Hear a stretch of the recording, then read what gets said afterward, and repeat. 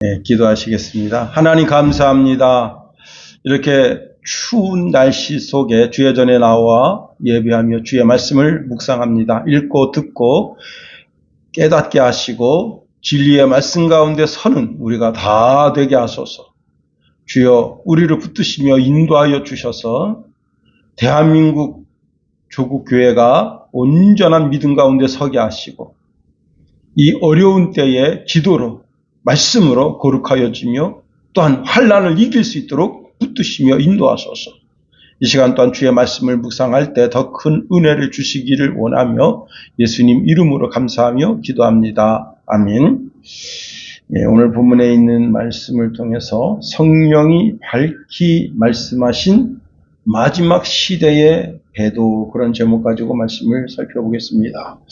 유럽 최대의 재벌이 발렌이라고 하는 가문이라고 합니다. 이 발렌은요 32세 때 라울 발렌베리라고 하는 이름인데요. 1944년 7월 헝가리에 도착했습니다. 스웨덴 외교관으로 가짜 여권을 만들었는데 13,500장을 만들어 가지고 그때 당시에 기차역에서 이제 끌려가는 그런 유대인들에게 이 여권을 무료로 나눠줬습니다. 그리고 그가 이제 32채의 건물을 빌렸는데요. 여기는 스웨덴 영토다. 그래서 독일 사령관을 협박해가지고 당신이 계속 이렇게 내가 하는 일을 어렵게 하면 전범으로 고발하겠다 해가지고 무려 7만 명을 구했다고 합니다. 후에는요, 1945년 1월에 소련군에 붙잡혔고요. 그 다음에 미국 스파이라는 혐의로 인해서 행방불명됐다가 1947년 감옥에서 사망했다 합니다. 그런데 미국, 캐나다, 이스라엘 이 국가들이 그가 그렇게 자신들의 생명을 구해준 것에 감사해서 명예 시민으로 위촉했다고 하는 겁니다. 이렇게 어렵게 한 사람의 도움을 받아서 7만 명 이상을 살렸다. 참으로 대단합니다. 우리는요, 사람을 살리는데 힘을 써야 됩니다. 우리가 사람을 살리는 일에 집중할 때 비로소 사회가 따뜻해지고 안전한 곳이 될 수 있는 겁니다. 먼저 생명과 안전의 최우선의 방법으로 이제 의료를 더 확대시키고요. 소방 또 안전관리를 잘 관리해서, 특히 이제 날씨가 굉장히 오늘 매섭게 추워지고 있는데 내일은 영하 12도까지 내려간다 그런 소리가 있습니다. 이러한 때에 이 추위를 녹이려고 이제 난방기구를 막 사용해서 또 이제 화재가 날 위험이 있잖아요. 하여튼 그러한 시스템에 우리가 좀 약간 집중하고 서로 돌아보아야 하는 겁니다. 미국의 한 건축 현장 감독자가 12층에서 일하는 사람들을 이제 1층에서 이렇게 올려다봅니다. 열심히 일을 합니다.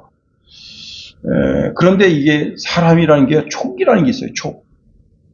뭔가 찜찜함? 그래가지고 이 감독자가 위에 가서 올라가 보니까 이제 5명의 작업자가 작업을 하는데 이 안전띠 있잖아요. 안전띠를 이렇게 움직이지 않는 어디 고리를 걸어야 돼요. 걸고 그렇게 일을 해야 되는데 그냥 그 고리를 걸지 않고 그냥 일을 하는 겁니다. 그래서 이 감독관이 그 5명을 거기서 세웠습니다. 야, 너들 지금 왜 이거 안전고리를 안 걸고 일을 하는가? 했더니 우리는 베테랑입니다. 이거 안전고리 이런 거 안 해도 우리는 충분히 일할 수 있습니다. 감독관이 아니다. 전부 내려오라 하고 그 5명 전부 다가 안전띠를 해가지고 대롱대롱 매달아놨다는 겁니다. 12층 높이에서 떨어지면 어떻게 되겠습니까? 그냥 즉사죠. 그런데 그 위험한 타선 일을 하면서 안전고리를 안 매고 일한다는 거 참 어리석은 겁니다. 한 사람을 구하는 것이 아니고 그 가정을 구하는 것이고요. 그 가문을 구하는 것이고 더 나아가서는 세상을 구하는 것이 되는 겁니다. 각자의 자리에서 생명을 귀하게 여기는 마음을 실천한다면 분명 더 밝은 미래를 만들어낼 수 있습니다. 우리 주님은 이것을 위해서 이 땅에 오셨다 하는 겁니다. 우리에게 지금 살고 있는 현재의 삶보다 더 복된 삶을 우리에게 주시기 위해서, 생명을 주시고 생명을 더 풍성케 하기 위해서 주님이 오셨습니다. 그 주님을 찬양하고 높이는 것은 우리가 할 일이다 하는 겁니다. 우리가 이제 3장 16절을 통해서 에베소 교회가 드렸던 신앙 고백을 깊이 묵상했습니다. 16절에 이렇게 말씀하고 있네요. 크도다 경건의 비밀이여 그렇지 않다 하는 이 없도다. 그는 육신으로 나타난 바 되시고 영으로 의롭다 하심을 입으시고 천사들에게 보이시고 만국에서 전파되시고 세상에서 믿음 바 되시고 영광 가운데서 올리우셨음이니라 말씀하고 있습니다. 자, 우리가 드리는 신앙 고백 가운데 굳건하게 서는 것, 그것이 매우 중요하죠. 그런데 세월의 흐름 속에서 자신도 모르게 진리를 거스르는 어리석은 선택을 하게 되는 겁니다.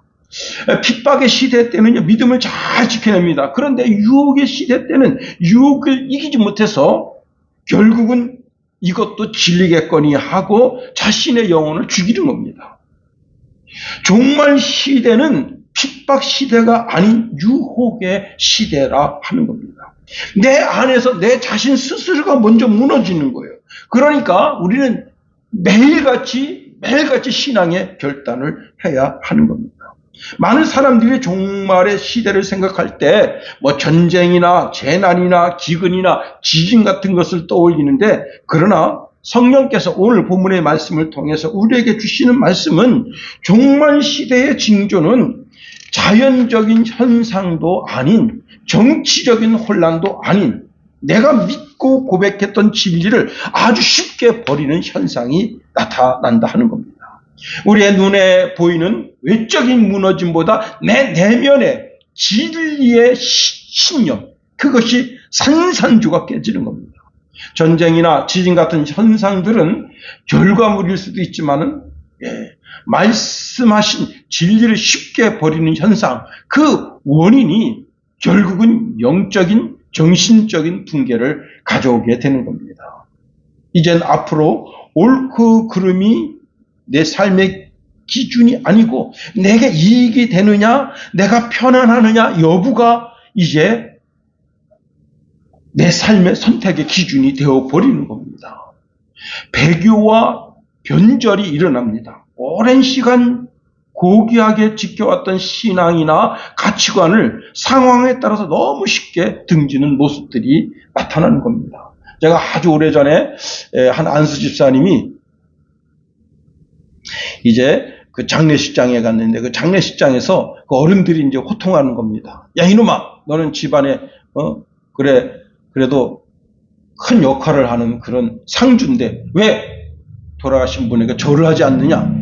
그러니까 그분이 안수 집사님인데도 불구하고, 거기 이제 앞에 차려져 있는 우상 앞에 절을 하면서 나를 쳐다보시더라고요. 그러니까, 저는 예수 믿는 안수 집사로서 우상에겐 절하지 않습니다. 제가 여기 계신 돌아가신 이분을 내가 사랑하고 존경해 왔었던 것은 사실입니다. 그런데 그분을 내가 귀신으로 섬기지는 않습니다. 그분은 지금 살아서 하나님 품에 안겨져 있는 것을 내가 믿음으로 고백합니다. 이렇게 자기 신앙을 드러내면 되는데 거기서 그냥 꾹꾹 절하는 거예요. 그러니까 그 분위기를 이기지 못해서, 근데 그 분위기를 이겨야 되는 거예요. 그리고 사랑이 식어집니다. 여러분, 진리의 뿌리가 없으니까 타인을 향한 진정한 사랑과 헌신의 열매도 자연스럽게 메말라 가게 되는 겁니다. 오늘 본문에 보면 성령께서 이렇게 강조해서 말씀하십니다. 4절 보세요. 그러나 성령이 밝히 말씀하시기를 후일에 어떤 사람들이 믿음에서 떠나, 이 무슨 말씀이에요? 종말적인 가장 두려운 모습은 교회가 공격당하는 게 아닙니다.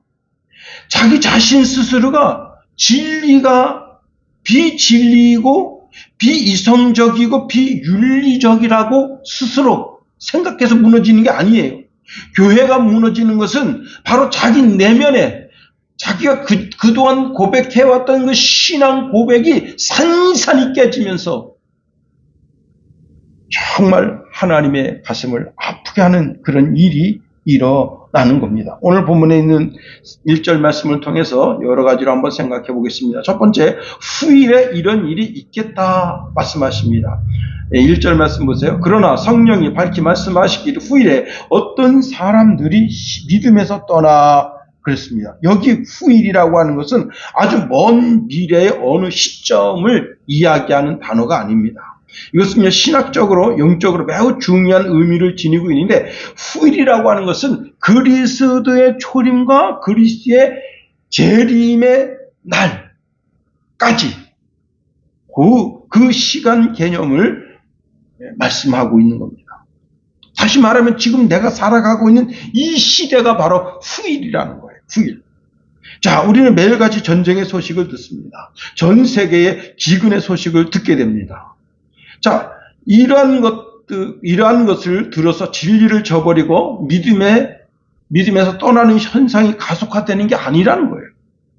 우리가 지난 시간에 살펴본 말씀이 있었죠. 영광 가운데 올리우셨음이니라 말씀, 우리가 지난 시간에 살펴봤잖아요. 이 말씀을 신앙적으로 이제 고백하면서도 지금 그리스도께서 나와 함께 하심을 믿지 못하는 겁니다. 지금 주님이 하나님 보좌 우편에 앉아 계시고 왕과 대제사장으로 나를 위하여 친히 간구하시고 중보하시는 것을 기억하지 못하기 때문입니다. 더 나아가 그 그리스도가 지금 내 마음의 주와 그리스도의 임재에 계심을 믿지 못하는 거예요. 그래서 진리에 대한 변절이 오고 그것을 말씀하신 대로 진리를 아주 쉽게 버리고 미혹하는 영과 귀신의 가르침을 따르게 되는 겁니다. 여러분, 베드로 사도는요, 베드로전서 4장 7절에 만물의 마지막이 가까웠으니 그러므로 너희는 정신을 차리고 근신하여 기도하라 말씀하고 있습니다. 여러분, 후일은 두려워해야 할 파멸의 시간이 아니라 진짜와 가짜가 드러나는 시간이라는 사실입니다. 우리가 믿고 고백했던 진리의 가치를 증명해내야 할 시간이라는 겁니다. 그러니 우리가 깨어 있어야죠. 성령님은 우리에게 겁을 주려고 하시는 것이 아니라 진리를 쉽게 버리는 이 세상 풍조 속에서 끝까지 어떻게 진리 편에 서라고 말씀하고 계시는 겁니다. 두 번째로, 자, 종말의 본질이 뭐냐? 어떤 사람들이 믿음에서 떠났다라고 말씀하고 있네요. 자, 성령은 분명하게 말씀하십니다. 어떤 사람들이 믿음에서 떠나리라 말씀하십니다. 자, 후일의 징조가 뭐냐? 정말 가슴 아픈 것은 많은 사람들이 진리 가운데서 이탈하게 되는 겁니다. 아주 쉽게 진리를 버리는 현상이 나타난다는 겁니다. 예수 그리스도를 헌신짝 버리듯이 버리는 거예요.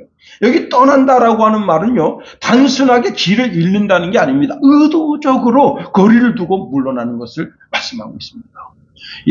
요한복음 6장에 보면 예수님께서 이제 내 살을 먹으라, 그런 말씀을 주시죠. 거기서 이제 성만찬에 관한 말씀을 요한복음 6장에서 쭉 주시는데, 내 살과 내 피, 그걸 거기서 쭉 말씀하십니다. 그런데 이제 그 말씀이 점점 깊어지면서 요한복음 6장 마지막에 가면요, 많은 사람들이 예수님 곁을 떠났다 했어요. 너무 어렵다는 거예요. 이 말씀이 너무 어렵다. 그때 주님이 제자들을 바라봅니다. 너희들도 가려느냐 할 때 베드로가 고백합니다. 영생의 말씀이 계신데 우리가 어떻게 가겠습니까? 정말 주님의 마음을 찢는 거죠. 그때 그 자리에서 뒤로 물러났던 그분들이 끝까지 그 신앙을 사수했더라면 하는 간절한 마음이 있는 거죠. 그렇습니다. 여러분, 말세의 한 현상이 뭐냐면 진리를 아주 쉽게 버리는 현상이 일어난다 하는 겁니다. 그러면 왜 이렇게 쉽게 진리에서 떠나는 것이냐? 그 이유를 여기 이렇게 말씀하고 있네요. 미혹하는 영 때문이라는 겁니다. 예. 미혹하는 영은 단순한 속임수로 넘어서 영적 전쟁의 핵심을 담고 있는 그런 단어입니다. 미혹하는 이라는 이 단어는요, 궤도를 이탈하다는 뜻입니다. 예. 아주 오래전에 이제 들은 뉴스에 의하면 미국에서 이 기차가, 화물 기차가 탈선해버린 겁니다. 인도에서도 그런 일이 있었죠. 아마 우리나라도 옛날에 그런 일이 있지 않았겠는가 하는 생각을 가지게 됩니다. 정상적인 궤도에서 이탈해버리는 거예요. 그래서 큰 사고로 이어지는 겁니다. 최근에 이제 날씨가 추우니까 운전하는 분들이 이제 문을 꼭 쳐닫고, 그 다음에 이제 아무래도 이제 밖에 공기가 차잖아요. 밖에 공기는 막 영하 12도, 14도, 저번에는 영하 16도까지 내려갔으니까 차 운전하는 분들이 이제 그 내기로 공기 안에 있는 공기를 계속 대표해서 안에 차 안을 따뜻하게 하려고 하잖아요.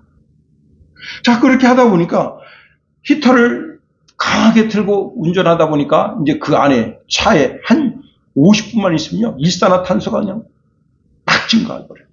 그럼 그때 어떻게 되냐? 졸리게 되는 거예요. 졸리면서 오게 됩니다. 그럼 어떤 일이 벌어지느냐? 예, 차가 점진적으로 어떻게 되냐면 차선에서 이탈되는 거예요. 예, 물론 아주 좋은 차들은 차선에서 이탈하면 알려줍니다. 빠빠빠빠빠 이렇게 해서 네가 지금 이탈하고 있다 알려줘요. 그런 기능이 없는 사람은 어떻게 됩니까?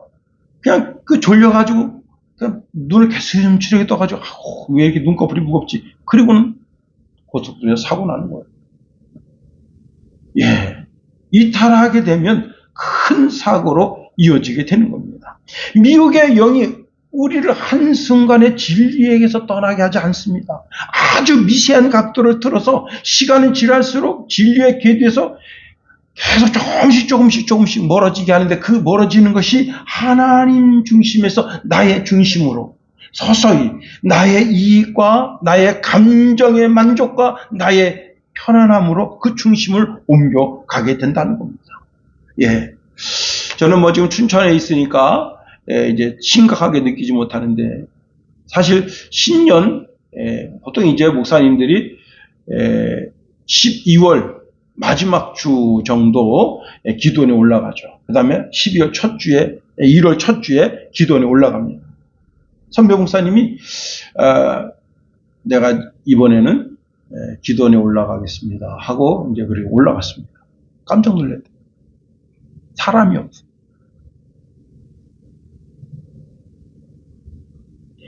정초에 원래 그 신년 부흥회를 한단 말이에요. 신년 부흥회를 하는데 사람이 없어.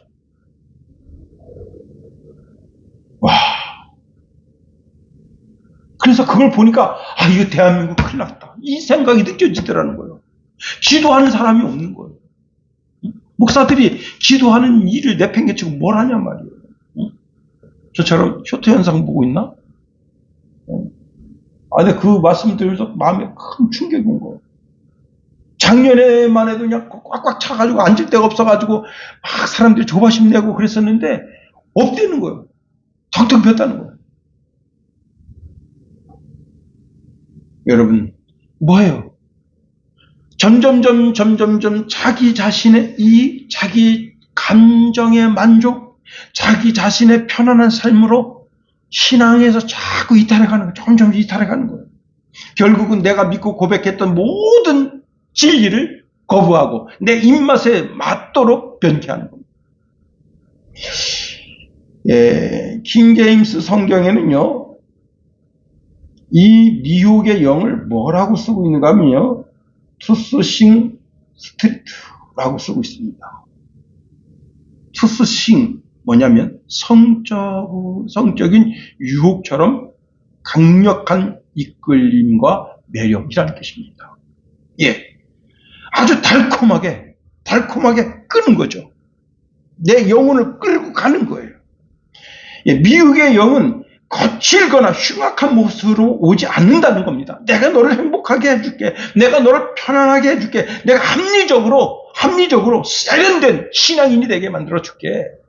그렇게 하고 나를 내 자신의 욕망과 내 지적 허용심을 자극하면서 아주 조금씩 에덴 동산에 아담과 하와를 무너뜨릴 때 전혀 하나님 말씀 아닌 다른 말씀으로 마귀가 다가왔으면 하와가 무너졌겠습니까? 그런데 하나님 말씀을 하는 듯 하면서 그 끝에가 조금 틀려요. 그런데 하나님 말씀 99%하고 1%를 자기 거짓말을 섞어서 자기가 원하는 대로 이끌어가는 거예요. 이게 미혹의 역입니다. 결국은 분별력이 마비되게 되는 거예요.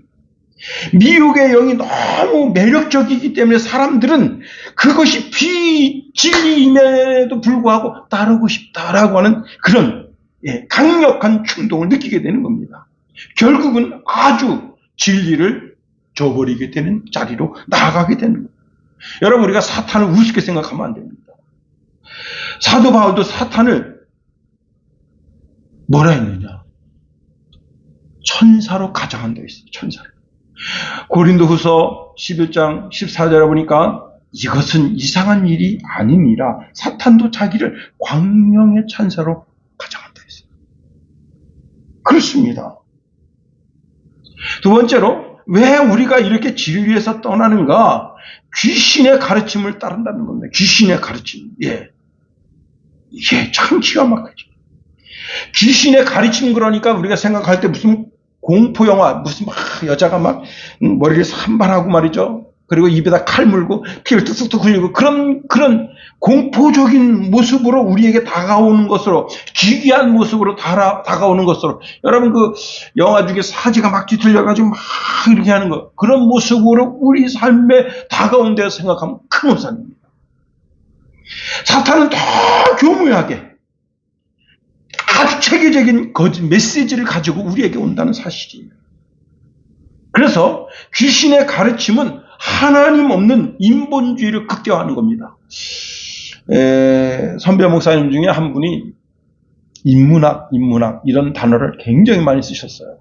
인문학을 알아야 성경을 알 수 있다. 그래가지고 그 부교육자들한테 전부 인문학 책을 10권씩 사준 거예요. 저는 그거 참 못마땅하게 생각했습니다.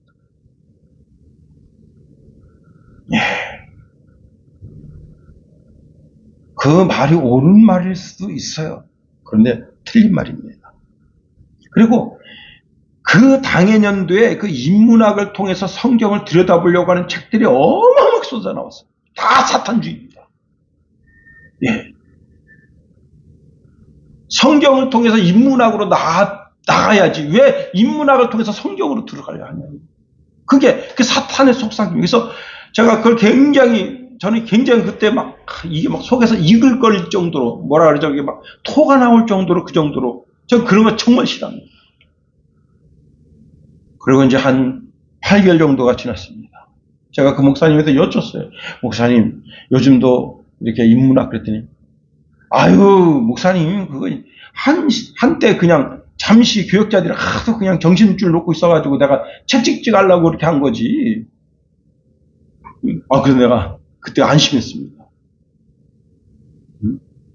이 목사님 그래도 정신이 바로 잡혀 있구나. 하도 그냥 그 부교역자들이 대여섯 명 되는데 그냥 갈팡질팡 하니까, 그래가지고 정신을 차리고 책 좀 읽으라고 그래서 내가 추천해 준 거지. 내가 어떻게 인문학을 통해서 어떻게 성경 하나님 말씀이냐. 또 이제 내가 하려고 했던 얘기를 하시더라고. 그렇습니다. 귀신의 가르침은요, 언제든지 하나님을 배제하고 사람 중심에 서게 합니다. 에덴 동산 보세요. 마귀는요, 하와에게 너 이거 먹으면 하나님 된다? 이렇게 한 겁니다. 이 말이 얼마나 매혹적인 말이에요. 자, 내 인생 네가 주인이야. 응? 네가 먹고 싶은 대로 먹고, 네가 믿고 싶은 대로 믿고, 네가 하고 싶은 대로 하야 그게 진짜 인생이지. 왜 하나님께 종속되어져 있어? 하나님께 왜 매어져 있어? 네 마음대로 해. 왜 하나님 무슨 선악과 먹지 말라고 얘라. 꼬드기니까 그 말이 속 들어오는 거예요. 아주 그냥 달콤한 사탕처럼 자기 속에 속 들어오는 거예요. 결국은 어떻게 됐습니까? 생명이, 하나님 주신 영원한 생명이 죽게 되잖아요. 하나님과 내 영혼이 단절되게 되잖아요. 결국은 죽게 되는 거예요. 더 나아가 귀신의 가르침은요, 외식과 율법주의, 즉 가짜 경건이라고 하는 겁니다. 예, 우리가 이제 다음에서 계속 살펴보겠습니다만 이 3절에 보면 귀신의 가르침을 따르는 자들의 구체적인 모습이 나오는데요. 2절 3절 말씀 보세요. 자기 양심이 화인을 받아서 외식함으로 거짓말하는 자들이라. 혼인을 금하고 어떤 식물을 먹지 말라고 할 터이나 음식물은 하나님이 지으신 바니 믿는 자들과 진리를 아는 자들이 감사함으로 받을 것이니라. 혼인을 금한대요. 혼인을. 예. 저 이제 친구 목사님, 그 사모님이 나이 31에, 목사님보다 한 살이 많아요. 31에, 목사님 30에 결혼했습니다. 왜 늦게 결혼했느냐? 예, 직장에서 이제 그 회계 업무를 감당하고 있는데 똑똑한 여자예요. 그러니까 얼마나 많은 사람들이 그 여자를, 그리고 이쁘게 생겼어, 그 사모님이. 그래가지고 얼마나 많은 남자들이 대실했겠어요. 근데 그 목사님이, 야, 이것들아, 청년들이 한 60명 정도 되는데, 야, 이것들아, 예수님 곧 오시는데, 뭐터를 결혼해가지고, 응? 그러려고 그러느냐. 너희들 결혼하지 말고, 여기서, 그리고 그냥 처녀로, 총각으로, 늦게 있다가 주님 맞이하면 얼마나 주님 기뻐하시겠어. 그게 뭐예요? 그 목사가 원하는 게 뭐냐면 11조를 원했던 거예요. 온전한 11조. 그리고 이 사탄 목사가 종말주의 사상에 빠져가지고 그 교회 청년들 60명을 묶어놓은 거예요. 그 말씀을 계속 묶어놓는 거예요. 근데 이 사모님이 이제 이 전도사님을 이제 만나가지고 결혼하게 되니까 그 목사님이 이 사모님을 치료한 겁니다. 이단이라고. 결혼해서 이단이라고. 그래서 나한테 전도사님, 나 이제 지금 이단 치료됐다고 내가 사탄이 하는 말을 뭘 귀담아 듣냐. 그 사람은 분명한 사탄이다, 이게. 그랬더니 그냥 또 그 자기가 섬겼던 그 목사님, 10몇 년을 섬겼대요. 그 목사님 사탄이라 했다고 나한테 또 삐져가지고, 내가 속으로 이런 밴댕이 같은, 근데요, 그다음부터 어떤 일이 벌어졌냐. 그 교회에 이 왕언니가 결혼 안 하니까 다들 결혼 안 하고 있었던 거야. 그 왕언니가 딱 결혼하니까 줄줄이 사탕 다 결혼해버린 거야. 응? 혼인을 금하고요. 또 식물. 응? 어떤 거 먹어도 되고 어떤 거 먹지 말아야 된다. 예, 참, 여러분. 더 나아가 양심의 마비가 오게 되고요. 비진리를 진리화하는 거예요. 자, 귀신의 가르침은 죄로 말미암아 느끼지 못하는 영적 마취제와 같다는 겁니다. 예, 이제 올해 이제 2020년도 이제 건강검진해야 되는데, 여러분 그 위내시경 할 때 그냥 젊었을 때는 그냥 위내시경 했어요. 그냥 했어. 이렇게 마취제 이렇게 입에만 이렇게 하고. 그런데 이제 도저히 못 하겠는 거예요. 그래가지고 이제 그 베드에 누워 있으면 간호사가 와서 이게 마취제를 싹 주사를 합니다. 그런데 숫자로 세라 그래요. 하나, 둘, 셋, 그리고 싹 잠들어 버려요. 한참 있다가 깨어나 보면 막 침이 막 이렇게 막 흘리고, 네.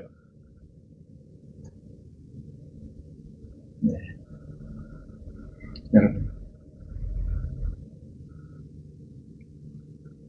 이 마귀의 달콤함에 빠져들어서 거기에 완전히 동화돼 버립니다. 그래가지고 영적 마취제에 주사를 맞아가지고 정신을 못 차리는 거예요. 혼미한 거예요. 여러분, 그래서 뭐라 그러죠? 절대 차 끌고 오지 마라. 예, 왜? 거기서 이제 대충 깨가지고 이렇게 그냥 혼미 상태에서 차 끌고 가서 사고 나거든. 그래서 차 끌고 가지 마라 그러는데 저는 차를 끌고 갔습니다만. 하여튼 간에, 예. 하여튼 영적 마취제에 딱 마취된 거예요. 몰라. 자기가 지금 어딜 가는지는 모르는 거예요. 여러분 미국의 뉴욕 한 거리를 보여주는데 여러분 요즘 이제 좀비 영화 많이 나오죠. 좀비 영화. 제가 볼 땐 그 좀비 영화를 거기서 착안한 게 아닌가 그런 생각이 들어요. 다 이러고 다녀요. 그 거리에 한 수백 명이 그 사람들이 다 그 펜타닐에 취해가지고 사는. 미국이 지금 마약 때문에 지금 막 아주 경기를 일으키잖아요. 대통령이 그렇게 되는 거예요. 육신의 감각을 마비시키는 그 펜타닐 때문에 그 사람 수많은 젊은이들이 죽어버리는 거예요. 학생들, 청소년들이 죽어버리는 거예요. 그런 것처럼 우리 영이 죽어버려요. 시대가 변했으니 진리도 변해야 된다 하면서 비진리를 합리화하고요. 처음에는 이런저런 말을 들으면 찔림이 있다가도 계속 반복해서 들으면 나중에는 그 비진리가 진리인 것처럼 들려집니다. 진짜예요. 그렇습니다. 개구리와 뜨거운 물이라고 하는 그런 이제 그 과학 실험이 있어요. 개구리를 이제 이렇게 개구리를 딱 잡으면 그 물이 보통 이제 얼음 깨고 개구리를 잡으니까 물이 어느 정도 좀 보통 4도 5도 정도 되는 데서 개구리를 잡아오는 거예요. 그런데 25도 개구리가 가장 좋아하는 온도가 25도래요. 따뜻한 물에다 개구리를 딱 넣잖아요. 개구리가 팍 튀어나오고 너무 뜨겁다고 느껴서 자기가 최고로 좋아하는 온도인데 그런데 개구리를 놓고 아주 사사히 온도를 올려요. 0.2도씩 이렇게 물을 올려요. 물 온도를 쭉 올리면 나중에 자기가 거기서 익혀 죽어도 안 나와요. 이게 개구리의 뜨거운 물 이야기입니다. 이걸 실제적으로 대학 교수가 실험을 한 거예요. 개구리가 가장 좋아하는 25.5도 물에다가 방금 잡아온 개구리를 탁 넣으면 개구리가 나 죽겠다고 뛰는데 개구리가요 50도가 넘어가고 60도가 넘어 그때부터 익혀져요. 그래서 눈을 깜빡이고 좋아하고 있습니다. 이게 영적 마취제에 마취된 우리 영혼이란 말이에요. 자기가 지금 죽어가고 있는데 그걸 감지하지 못하는 거예요. 결국은 어떻게 되는 거예요? 자기 영혼이 죽는 거예요. 여러분 바울 사도가 3장 16절에서 신앙 고백을 에베소 교회 신앙 고백을 거기에 쓴 이유가 있는 거예요. 이 신앙 고백이 변개되면 안 되는 거예요.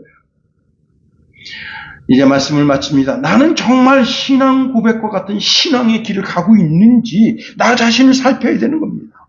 나 자신 스스로가 내 신앙을 파멸로 이끌어가는 어리석음이 있지 않은가 나 자신을 돌아봐야 됩니다. 항상 주님 이렇게 말씀하십니다. 그런즉 깨어 있으라. 너희는 그 날과 그때를 알지 못하느니라. 골로새서 4장 2절 말씀에도 보면 기도를 계속하고 기도에 감사함으로 깨어 있으라 말씀하십니다. 그렇습니다. 시대가 시대니만 우리가 더 깨어있는 그런 복된 신앙인 되시기를 예수님의 이름으로 축원해 드립니다. 기도하겠습니다. 하나님 우리를 붙드시며 인도하소서. 주님의 크고 강한 능력의 손으로 붙잡아 주셔서 온전히 주님만 의지하고 바라보고 섬기며 나가는 주의 신령한 백성 다 되게 허락하여 주시옵소서. 이 말씀 의지해서 말세지 말에 사단의 계획에 빠지지 않게 도와주시고 온전한 신앙으로 늘 승리하며 사는 주의 백성 다 되게 하소서. 예수님의 이름으로 감사하며 기도합니다. 아멘. 찬양 한 장.